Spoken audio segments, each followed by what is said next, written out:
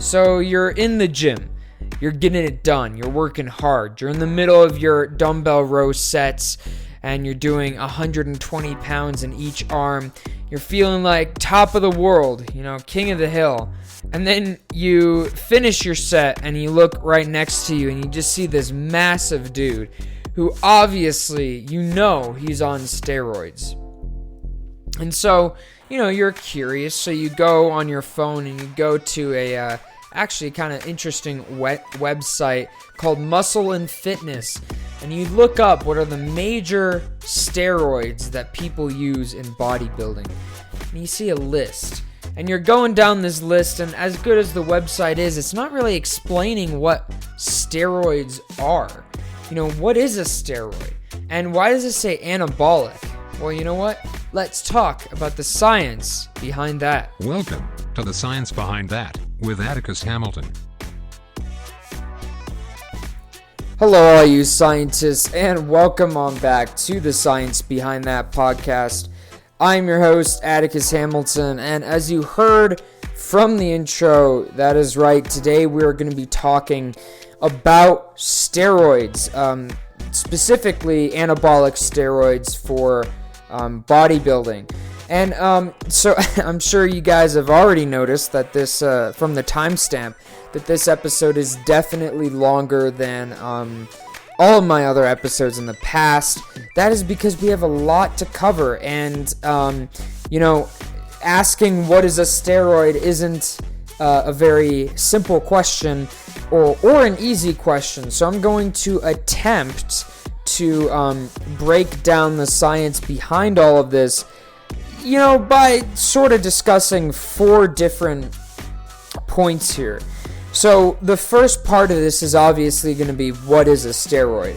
Then we're going to talk about what is an anabolic steroid, and then we're going to talk about what are the main anabolic steroids out there, and then at some point we're going to talk about the side effects, and I'm going to list the side effects of pretty much each one of those main anabolics, and then just of steroids in general, so you guys get a good idea of the issues that come with steroids. I mean, everybody is pretty much aware of the benefits, I guess, of anabolic steroid use. You get really jacked fairly quickly, so for example, if you have person A and person A is natural and person B is using steroids, person B will get to the same point in person A's muscular journey in maybe 6 months, whereas person A will get to the point that person B is at in maybe 12 months. And there is a point where, the physiques we see out there are unattainable. And that's kind of how I'm going to end today's episode. I'm going to try and bring all this into perspective and maybe help some of the people out there that are struggling with this. They go to the gym and, after 3 years, they're not looking like The Rock. Hopefully at the end of this, you'll feel a little better about that. But first, before we go and do that, ladies and gentlemen, I'd like to invite you all to go grab yourselves a nice hot cup of coffee, add a little bit of maple syrup in it, and we will be right back. All right, welcome on back, everybody. I hope you guys have accomplished that task, and let's jump right into it. So, first things first, what is a steroid? Well, in a very brief overview, a steroid is a molecule that contains, on average, around at least 17 carbon atoms arranged in 4 rings that are in a very specific configuration, and usually that configuration has some leniency in terms of how it looks based on the function it's fulfilling, and a slightly more specific, definition is a steroid is any compound that contains a styrene as the core structure, and the styrene again is just that structure of 17 carbon atoms arranged in 4 carbon rings, and that is a styrene. And so there's 2 primary functions that steroids fulfill, as a group. The first is going to be that they control cell membrane fluidity. Now, what does that mean? What that means is that I'm sure all of you guys out there have heard of cholesterol. I mean, obviously, if you're a listener of this podcast, you have definitely heard me talk about cholesterol and about the demon that is fructose. Don't worry, I'm not going to talk about that today. But cholesterol is a steroid. And whether that's high-density lipoprotein, low-density lipoprotein, cholesterol is a steroid, and there are a lot of other types of cholesterol. And so what cholesterol does is it gets in between the phospholipids within a cell membrane. And when cholesterol gets within those phospholipids, it can actually change how that membrane responds to temperature. So cholesterol can result in, or a higher level of cholesterol can make the membrane more fluid, especially at colder temperatures, which means that a higher level of cholesterol within the cell membrane can reduce the freezing point of the cell membrane, making the cell membrane more tolerant to cold temperatures. And of course, the less cholesterol you have, the more stiff the cell membrane is, which then allows a cell membrane to be more resilient to hot temperatures and less fluid. And so when we say that steroids control the cell membrane fluidity, that's primarily what we're talking about, is steroids in the form of cholesterol. And then, of course, the other part here is that they function as cell messengers. And this is going to be how eventually we're going to talk about steroids in bodybuilding. Ultimately, that's how we're going to talk about, or that's how we're going to get into that area. But that's the other role that steroids fulfill, which is as cell messengers. So they can bind to receptors, and through the process of binding to receptors, that can result in signaling cascades, which the end result is a particular function. And we're going to get into more detail with that a little later on. So what are some natural forms then of steroids? Well, all the sex hormones, so estrogen and testosterone, and of course, the zymogen forms of those molecules are steroids as well. And so what is a zymogen? A zymogen is just an inactive form of a molecule that needs to be altered in some way for it to become the full molecule. But for the sake of this episode, you don't really need to know too much about zymogens. We're not going to really get too deep into that. Next, we have adrenocortical hormones. And adrenocortical hormones are sort of your mood hormones, and they also play an important role in women in being altered to produce estrogen. And we're definitely going to talk about that a little later on with some of our steroids. Bile acids and vertebrate sterols like cholesterol. Cholesterol is a sterol, and sterols are steroids. Bile acids are steroids. And then the hormones that are responsible for cell signaling in molting insects are steroids. But because we're mainly talking about humans in this episode, we're not going to touch too much on that. There are two steroids I think we're going to briefly mention that are horse steroids or veterinary steroids that unfortunately people have decided to use. And then, of course, we have three broad types of synthetic steroids. Those are going to be our anti-inflammatory agents, our anabolic agents, and our oral contraceptives. Now, out of those, you really only need to pay attention to one, and that is going to be our anabolic agents.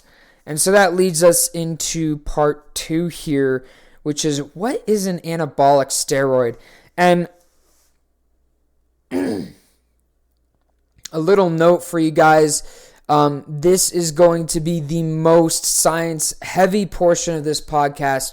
So, if you're one of those people that really needs to listen closely to certain things to grasp the information like I am about mathematics, then definitely listen to this part, because this is the most important part of the episode and also the most science heavy. So what is an anabolic steroid? Well, my sort of definition of an anabolic steroid is any steroid that directly or indirectly induces growth of something. And another way to think of this is, what does the word anabolic mean? Because you have anabolic and you have catabolic, and those are two very different words. Catabolic, or catabolism, is the breaking down of one large structure into smaller components, basically. And anabolic, or anabolism, that word is always hard for me to say, is basically taking smaller components and synthesizing a larger structure. So I like to think of it where if you're eating food, that's technically a catabolic action, because you're eating steak, for example, and your stomach juices are going to be reducing the quaternary structure of those proteins down into maybe the primary structure of those proteins. Or in another way, you're taking a full protein and breaking it down into its constituent amino acids. That is going to be catabolism. And anabolism is the exact opposite. So that's going to be like synthesizing protein within your muscles. And that's where the name anabolic steroids comes from. So, okay, so there's one more part here too that we need to, one more word that we need to define really quick before we get too deep here. And this is androgens. So we have anabolic steroids and androgens are very important. Essentially, what androgens are is they're a type of steroid or compound that, when secreted or administered in large amounts, can cause the development of male characteristics in females and female characteristics in males. So, one, I guess, context that a lot of people could think of for this is there's the idea that people who use steroids a lot, they develop male breasts, and that is kind of a side effect. That's called gynecomastia. Gynecomastia. And gynecomastia is the abnormal non-cancerous enlargement of one or both breasts in males due to the growth of breast tissue, and usually that's as a result of side effects of a variety of different steroids, and that is because of the androgenic nature of those steroids. So many oral analogs of testosterone are available out there, and what happens is the ratio of androgenic activity to anabolic activity is shifted. And so, while you may be growing muscle mass significantly, you also have the risk of developing these female characteristics if you're a male, and male characteristics if you're a female. Now, I'm not going to get too deep into the actual biochemistry of this yet. I will talk about it a little more later on, but ultimately, there are androgen receptors in the human body, and a lot of those androgen receptors are extremely important for actual growth of muscle. And as we'll see later on, there are certain steroids that will bind to these androgen receptors, forming a complex and then attach to regions of the DNA to upregulate various things. But sometimes by binding to these androgen receptors, anabolic steroids can make the side effects of too much androgens known. And we'll talk about that a little later on. I just wanted to mention that before we get too deep. into anything here. So getting deeper on in. So there are two main classes of anabolics. And I know all of you listening to this are like, oh my God, Atticus, thank God you are not my biochemistry teacher because I would fail this test. There's a lot of different classes here, especially with this area of biochemistry. And it's kind of easier to break things down into classes. So the first class of anabolics are 7-alpha alkyl derivatives, and the second class of anabolics are 17-beta ester derivatives. So 17-alpha alkyl derivatives is class A, and class B is 17-beta ester derivatives. Now, that is going to be really a mouthful of words if I were to use that all throughout the rest of this episode, so I'm not going to. I'm just going to refer to 17-alpha alkyl derivatives as class A and 17-beta ester as class B. So class A steroids or anabolics generally contain oxandrolone, oxymethylone, and fluoroxymesterone. And some of those we're actually going to be revisiting a little later on and talking about their common names or the drug names that more people recognize them by.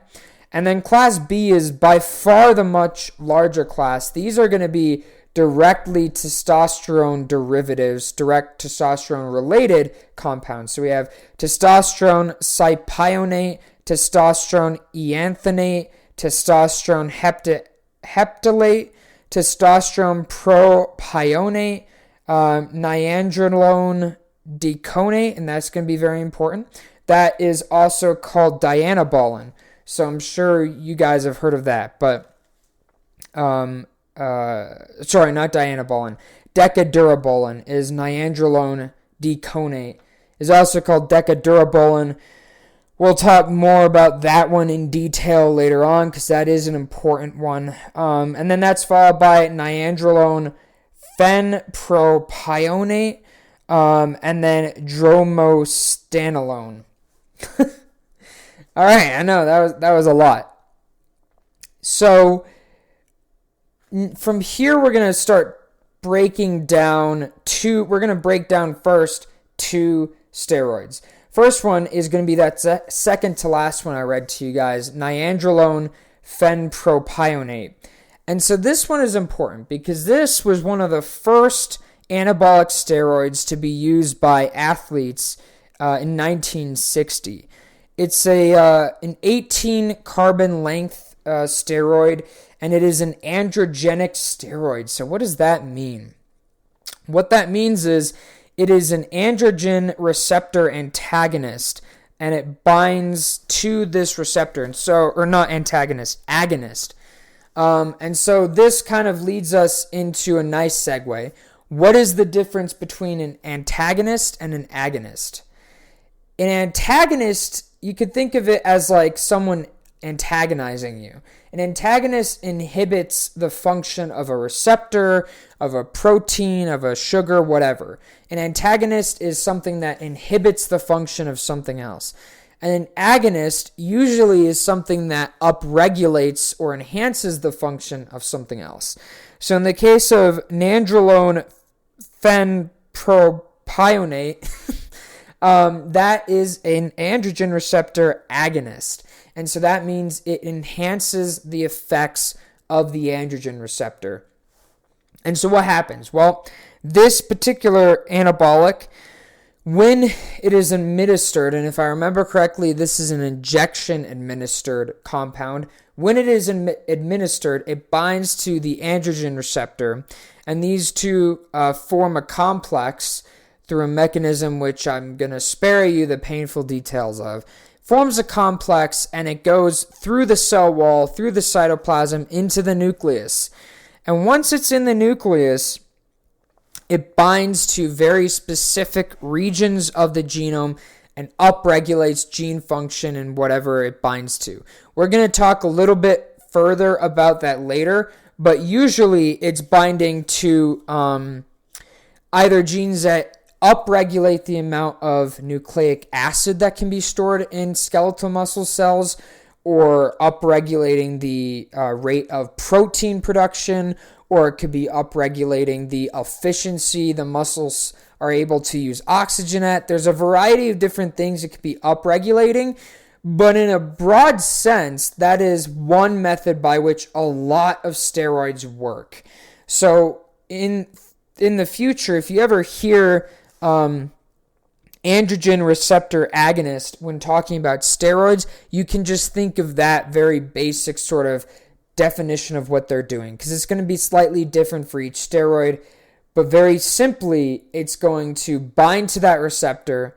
Then that receptor protein and the steroid are going to form a complex, and that complex is going to basically go into the cell's nucleus and bind to a specific region in the genome that is kind of dictated by the structure of the steroid itself. And once it binds, it'll probably bind to the promoter region, potentially, of the gene to upregulate that expression, or it might bind to the promoter region or the active site of maybe an inhibitor to that gene. I don't want to get sidetracked, but that's basically what's happening. So one way or another, it will bind and results in an upregulation of a variety of different genes. And so what does that mean? So that means that in skeletal muscle, how does this relate to muscular growth? Well, as we probably know, if not from this podcast, if you're new, welcome. But if you don't know from this podcast, you probably know from somewhere else, skeletal muscle is called skeletal muscle, but it's also called striated muscle. And it's called striated muscle because if you look at it on a microscope, you'll see lines in between these muscle cells. And that's very important because the lines are basically separating muscle cells from one another within the muscle cell. And I know that was very confusing. But you could have a muscle cell that is striated, but you could have a muscle cell with many different nuclei.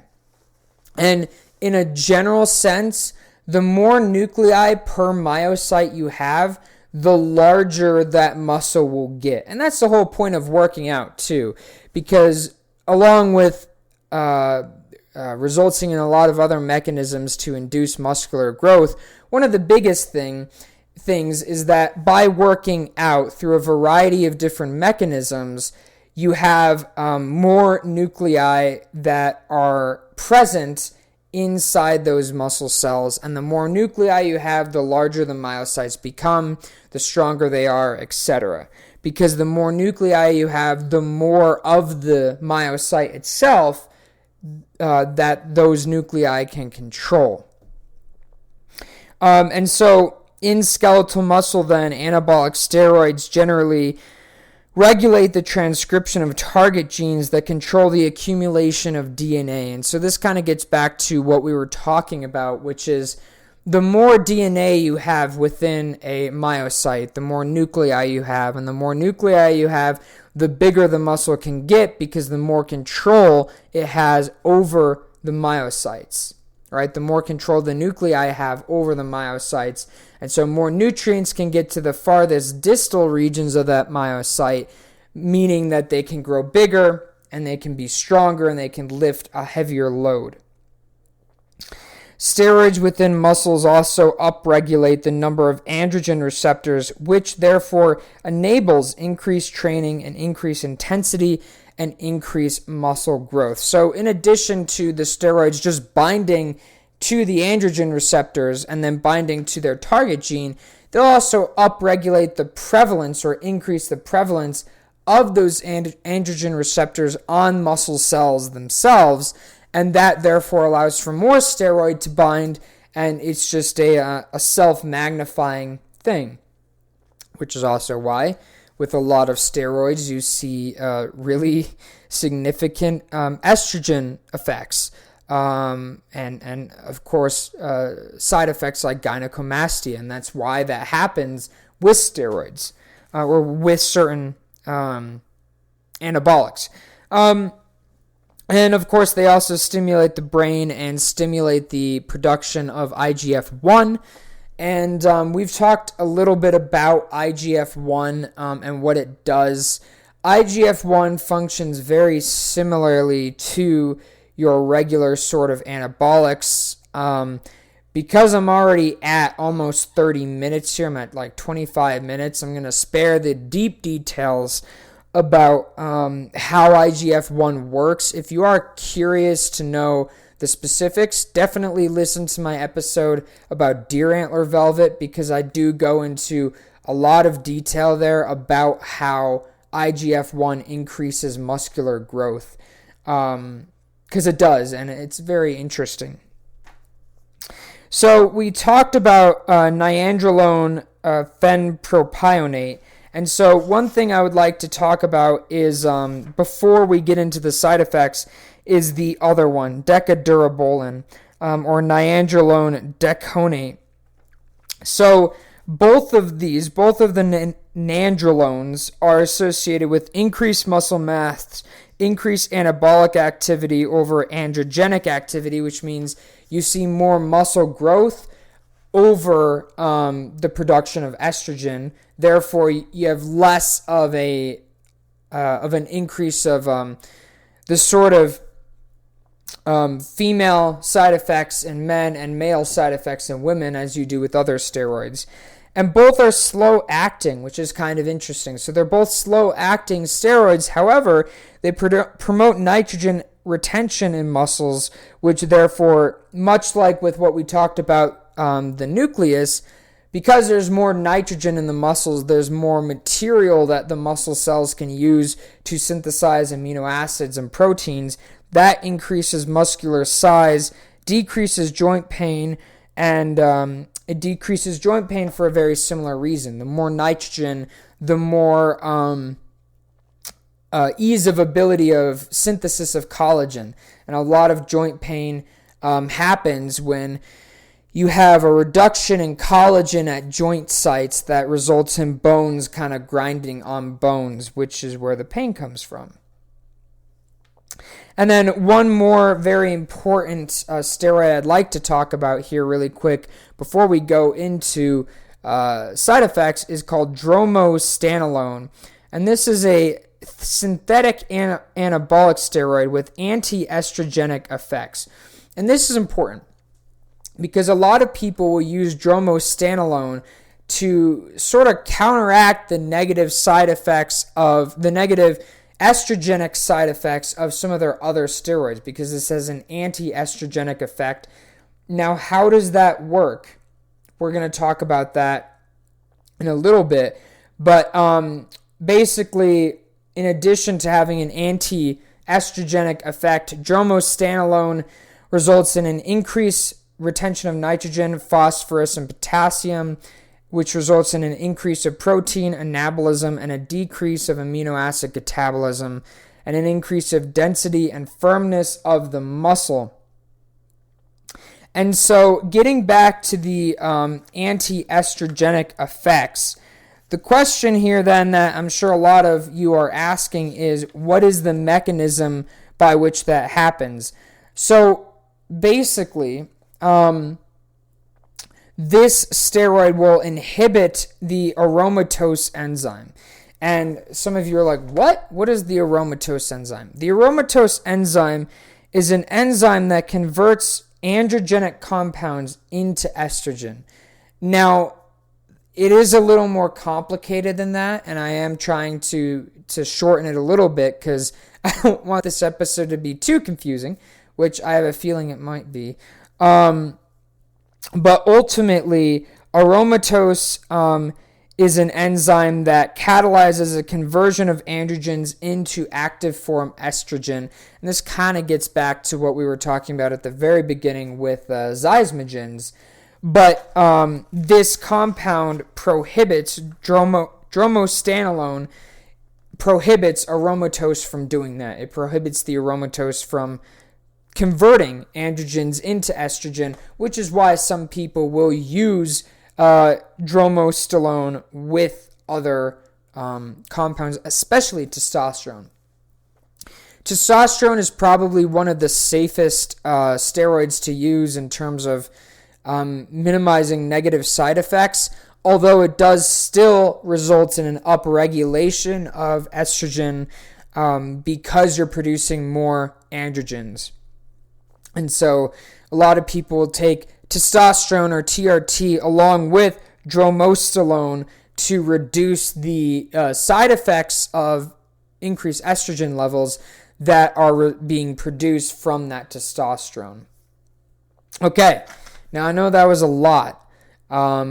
So I'm going to go here into the side effects in general of anabolic steroids, and there are a lot of them, ladies and gentlemen.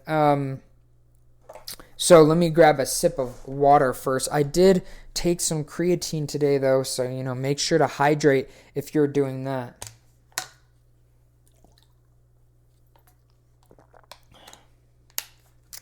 Talking for a long time like this makes my voice hoarse, and I know that some of you can probably hear it. But okay, so there are a lot of side effects of anabolic steroid use, and mind you that this list is not for every steroid.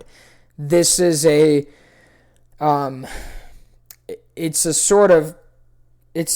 just a list of all of the possible side effects from all of the possible anabolic steroids one could use. I am going to talk about the most common ones later on, and it's at that point then I'll talk more about the specific side effects for specific steroids. So, cardiovascular side effects: coronary heart disease, cardiomyopathy, hypertension. Cardiomyopathy is like enlarging of the heart muscle itself, and that goes along with hypertension because the higher the blood pressure, the more stiff the walls of the heart have to be, hence cardiomyopathy. Then endocrine and metabolic side effects: decreased HDL cholesterol, which is good cholesterol; hyperlipidemia, which is an increase in bad cholesterol or just lipids in general; hypokalemia, and hypokalemia is a lower level of potassium in the blood serum.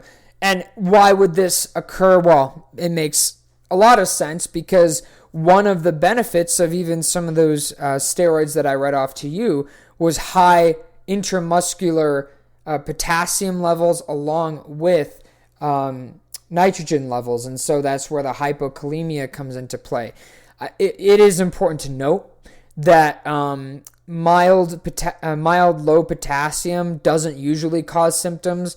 However, you can have tired feelings, leg cramps, weakness, constipation, and in addition to that, you have a risk of abnormal heart rhythms for more severe hypokalemia forms. In addition to that, we have increased serum triglycerides, thyroid stimulating hormone level, and plasma estradiol concentrations are increased. Decreased libido, which is one of the side effects that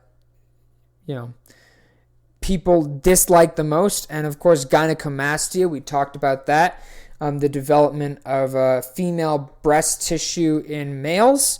Hot flashes and weight gain. Weight gain is kind of a no-brainer. I mean, as a side effect, it's kind of like duh. A lot of the steroids that we are going to discuss in more detail in a minute, or in an overview in a minute, they cause weight gain because they increase your muscle mass and they increase appetite. So duh. So I mean that's not as bad of a side effect as the other ones. Gastrointestinal side effects. I don't know why gingivitis is in gastrointestinal, but apparently it is. So gingivitis, mouth irritation, increased serum bilirubin, abnormal hepatic function tests, decreased appetite, gastroesophageal reflux disease, and gastrointestinal hemorrhage. So not fun things there. We also have for genitourinary symptoms, increased prostate-specific antigen, which can potentially increase your risk if you're a dude for prostate cancer. We have benign prostatic hypertrophy, which is the enlargement of the prostate, but it is been from non-cancerous reasons, hence the benign. Testicular atrophy, so that is where the old saying of people on steroids have small testicles comes from. Yes, it is actually a side effect of 6% of anabolic steroids. Testicular atrophy. Suppression of spermatogenesis. And we're going to talk about that in a minute too, because there are some steroids, I guess not a steroid, but there is a compound that bodybuilders will take to kind of counteract that effect of certain steroids. Prostasis, dysuria, hematuria, impotence, pelvic pain, urinary incontinence, urinary tract infections, testicular tenderness, ejaculatory dysfunction, and erectile dysfunction. Then we also have hematological and oncological side effects. So we have polycythemia and prostate carcinoma. We have myalgia, premature epiphyseal closure, limb pain, tendon rupture, abnormal bone growth, and hematorsis for neuromuscular and skeletal. I want to say here, premature epiphyseal closure, that is basically stunting growth, and that is extremely apparent in adolescents that are taking steroids. Quick side note, a little bit ago, there was some kid, he was like 14 years old, I think, on the internet that made a big thing about how he was starting trenbolone, and because he wanted to get jacked, and that couldn't be dumber as a decision, because trenbolone is a veterinary steroid, and one of its big side effects is stunting growth in adolescents, or premature epiphyseal closure. And epiphyseal closure means closure of the growth plates in the long bones that results in either a stunted growth or just being short. And so, anyway. So, in addition to that, we have neuropsychiatric, emotional liability, major mood disorders, headache, depression, nervousness, body pain, violence, insomnia, and aggressive behavior. And again, going back to trenbolone is infamous for causing very violent and very aggressive behavior in people who are using it. Skin blisters, dermatological symptoms or side effects, skin blisters, acne, crusted skin, nasal exsortation, contact dermatitis, skin rash, and then renal, increased in serum creatine and frequency of urination. I mean, that kind of just, if you use creatine on a daily basis, that's not that big of an issue for the steroid side effects, because if you use creatine on a daily basis, you will have an increased urination rate because of increased serum creatine levels. Duh. And then, of course, nandrolone. We talked about nandrolone before. That was decadolabolin or decadianabolin, and then the other nandrolone. And that can cause a deepening of a voice in women with extended periods of use due to its androgenic properties. So that just gets back to the extreme androgenic properties, androgenic symptoms. All right. Congratulations, ladies and gentlemen. You made it through section 2, which, again, was the most scientifically heavy section. The next section will go by pretty quick. I guess it was like kind of section 2 and 4, a little bit of that, talking about the side effects. So we're just going to briefly talk about the most common steroids that you see people using, both in the gym and in professional bodybuilding. The first one is called Anadrol, or Anadrol 50, and the actual name is called oxymethylone. And so it's an oral steroid, and oral steroids are excessively bad on the liver because the liver has to break down most of the oral steroids, and just historically speaking, oral steroids tend to be excessively hard on the liver. And so what is the method of action for oxymethylone? It is an androgen receptor agonist, and it does it in two different ways. I'm going to spare you the detail of how it does it. Just know that it does it. It does it, and most of these, again, are going to be your androgen activator or androgen receptor agonists. They're going to bind to that androgen receptor, upregulate, obviously, the production of androgens, and also accessory compounds that we call hormone response elements, and that is the name, that's the broad name for the genes that these steroids upregulate, hormone response elements. So what are the side effects of Anadrol? Puffiness and water retention, gynecomastia, acne, stomach pain, and high cholesterol, and a chance of stroke. Yeah, that's not a good one, and that is one of the more common ones. Then we have another one called Anavar, and the name, that's the drug name, or the brand name. The drug name is oxandrolone, and oxandrolone is actually used to prevent muscle wasting from prolonged corticosteroid treatment, and that again is another oral steroid. Apparently, bodybuilders say it's one of the best anabolic steroids for cutting. And, that makes sense because the drug itself is designed to prevent muscle loss in patients who are using drugs that may mean that they can't eat as much, or that are using drugs that actually cause muscle wasting. It is effective for that. And of course, the side effects though with this one are high blood pressure and lower good cholesterol, HDL, acne and hair loss and depression. So not as bad as some of the others we've talked about and some of the others we will talk about. What I've heard a lot of people do who use steroids is they'll use steroids in conjunction with taking blood pressure medication. But ladies and gentlemen, if you're at that point, why use steroids in the first place?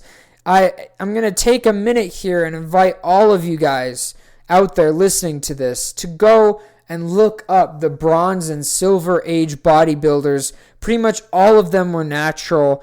At least in Bronze Age, none of them used steroids. Look them up because they achieved amazing physiological things with just eating healthy and getting sleep and a good workout routine. And so you don't really need steroids to look amazing. Now, if you want to look like, unfortunately, the Gold Age bodybuilders that all use steroids, then, you have to use steroids if you want to compete on stage in modern bodybuilding. And we'll get into that in a little bit at the very end. But anyway, so there was one compound here I wanted to talk about that is not a steroid. And this is called, the brand name is Arimidex or Arimidex. The drug name is called anastrozole, and it is a non-steroidal aromatase inhibitor. And so we talked about aromatase before. Aromatase is the enzyme that converts androgen into estrogen.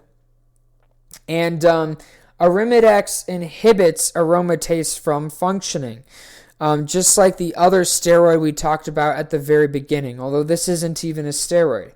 So it inhibits that aromatase enzyme from doing its job, and because of it, a lot of people will take it with other steroids because it will reduce the effects will reduce the side effects such as gynecomastia and, of course, the development of masculine traits in women and feminine traits in men, because it will reduce the estrogen levels.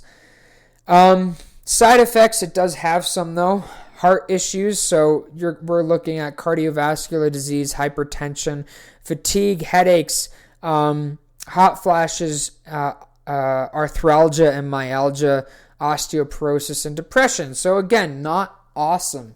There are details here about how it's cycled, but this is an education only podcast episode, I guess. But if you are curious, there are plenty of websites out there that tell you how to properly use steroids. Although I definitely do not suggest that you do that. I definitely advocate against doing that. And then Decadurabolin, we kind of already talked about that, which is nandrolone deconate. We talked about that at the beginning or towards the middle of the episode today. And then Dianabol. Dianabol was hard to find. So some of you may be wondering how I got all this data on each of these drugs. I used two websites, Drug Bank and I used drugs.com. And drugs.com I don't like as much as I like Drug Bank. Drug Bank is awesome, but for some of the veterinary drugs, Drug Bank doesn't have them. Drugs.com did. So, if you're ever curious, if somebody's ever like, hey, bro, you got to try Dianabolin, I would definitely advise you look it up, regardless of what drug it is. Look it up on drugs.com. Look it up on Drug Bank. It will tell you everything about it, including interactions with other compounds. I'm not sponsored by them or anything. I just think it's a fantastic website. So again, Dianabol. Dianabol is metandinone, and it is used to stimulate appetite in anorexic patients. At least that's the medical use. But of course, it is one of the most popular anabolic steroids on the market. That was one of the steroids that Arnold Schwarzenegger used. So it has been around for a long time. In addition to enhancing appetite, obviously, it increases testosterone levels and induces muscular growth in the exact same way as all the others. An androgen receptor agonist. But because it is oral, it has a high liver toxicity. And so because of it, we see side effects like water retention, liver damage, or hepatocellular damage, infertility, depression, sleeplessness, testicular atrophy, high blood pressure, heart disease, and of course gynecomastia. Now, yeah. Anyway, next we have Equipose, and Equipose I tried to look up on Drug Bank, but because Drug Bank is primarily for humans, they did not have it. So Equipose is a veterinary steroid. It is primarily used for horses. It is intramuscular injection into horses, and of course it increases significantly muscle mass. It's primarily used in debilitated horses to improve appetite, vigor, and then of course in musculature development and hair coat. But unfortunately, people do use Equipose as a bodybuilding drug. And because of it, it is not good for you. There are a lot of side effects with it. Reducing good cholesterol, muscle tears, impaired sexual function, again, gynecomastia, hair loss, oily skin, aggression, elevated blood pressure, and increased appetite. This is not meant for humans. This is meant for horses. And if you have to use a steroid, ladies and gentlemen, why would you use a veterinary steroid? Sure, you'll gain a lot of muscle mass really quickly, but at what cost? At what cost? Finally, it is also a long-acting injectable, and so because of that, people use it for about 8 to 12 weeks, and it will last, one injection for the whole week, which is a very long half-life compared to a lot of the other steroids that we've seen today. And it has a rapid onset, which is a little different than the nandrolone steroids. So next we have Prove Iron, which is the drug name. I've never heard of this before, but the brand name, but the actual drug name is mesterolone, and it increases testosterone, and it has a minimal effect on sperm count. So a lot of people will do this in addition to other things, but a lot of people will do this because it doesn't have as nasty sexual side effects. For example, you don't really see gynecomastia. You don't see erectile dysfunction as much. You certainly don't see sperm issues. And it is used to increase testosterone levels in patients who have low testosterone. So we have two left here, ladies and gentlemen. We have trenbolone, and trenbolone is a horse steroid. Trenbolone is really nasty. It has a lot of bad side effects. It is considered by bodybuilders apparently as a very effective steroid. Obviously, some people say it can make you gain up to 50 pounds of lean muscle, but it is a horse steroid. It is a veterinary steroid. It increases muscle growth and appetite in livestock. And so because it's not designed for humans, and the muscle gain is so significant, you have massive side effects. You have really bad coughs, apparently, that comes on immediately after injection. Extremely low sex drive, testicular atrophy, high blood pressure, night sweats, gynecomastia, acne, hair loss, insomnia, anxiety, tachycardia, aggression, and then decreased cardiovascular endurance, kidney disease, and liver disease. Ladies and gentlemen, this is, I don't know. I would say this is, in terms of side effects, trenbolone is probably one of the worst anabolic steroids out there. If any of you are listening to this and you know of one worse, definitely let me know. Send me an email at thesciencebt@gmail.com and tell me what you thought about this episode. Our last one is Winstrol. And Winstrol is stanozolol. And it is a direct androgen receptor inhibitor. Agonist. Just like pretty much everything else. I guess people say it works for cutting. When you're decreasing your food intake to look more lean, to decrease your body fat percentage, because much like with the other ones we talked about, it increases that muscle mass and prevents any sort of muscular atrophy during the cutting process. So, ladies and gentlemen, those were some of the most popular steroids that are used out there today. And that was the science behind steroids.